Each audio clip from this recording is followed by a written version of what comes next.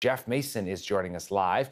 He is the White House correspondent with Reuters, coming to us today from the White House. Great to have you on, Jeff. What do you make of this notion of Melania Trump saying it's time for Rick Rickardell to go? Well, it was certainly unusual for the First Lady to weigh in such a sort of dramatic fashion. That statement, which you just read, is pretty much unprecedented in terms of White House, the way White Houses normally operate. We were chatting about it amongst ourselves yesterday in the press corps, and the only other sort of comparison that we could think of was Nancy Reagan encouraging her husband, President Ronald Reagan, to fire his then chief of staff. But other than that, it's pretty unprecedented for a First Lady to intervene in something like this. Have we heard anything from Donald Trump on whether he will follow through with her demands? The president has not weighed in on it publicly, and it does appear as though she is still at the White House, but it looks pretty clear that she'll be leaving soon. This being Rickardell. All right, and we know that she has made some enemies already within the White House, whether it's John Kelly or others, Jim Mattis, the defense secretary. What about other shakeups? I mean, we'll see what happens with Rickardell, but we're also hearing now after the midterms that John Kelly could leave. Kirstjen Nielsen, the Secretary of Homeland Security, could also be pushed out. Any word on that?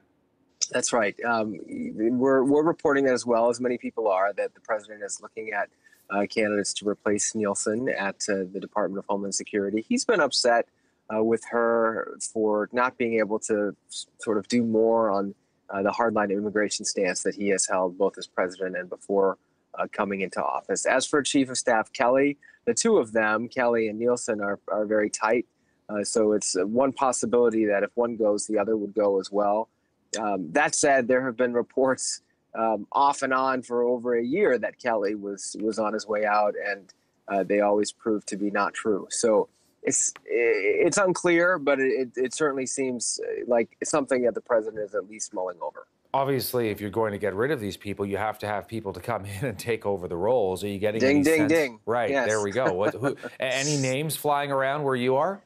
One name that is flying around is a potential chief of staff is a gentleman named Nick Ayers. He's currently the chief of staff for Vice President Pence, and his name has been floated as a possible replacement for General Kelly.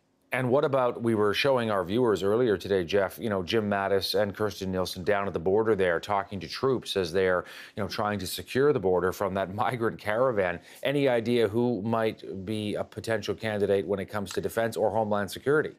Well, and as far as defense is concerned, that we didn't talk about that one, but that, if Mattis leaves, that will be a particularly big departure, because President Trump has a lot of respect for generals.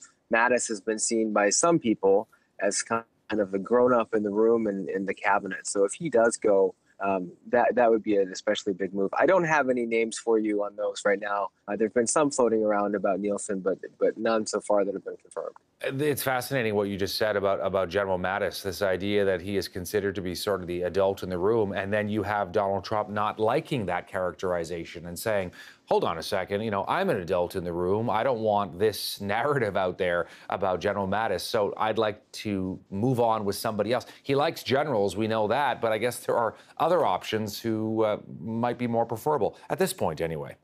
Well, I mean, I think you're right to say that that's not a narrative he likes. He's somebody who does not like to be upstaged. That said, I think General Mattis has tried very hard not to upstage the president and to be respectful and to be somebody who is loyal in the same sort of long tradition of military, military officers and people who have worked in the military as he has. But we'll see. It's TBD right now over here. Absolutely. Jeff Mason with Reuters. Great to have you on as always, Jeff. Thanks for taking a bit of time for us here in Canada. My pleasure.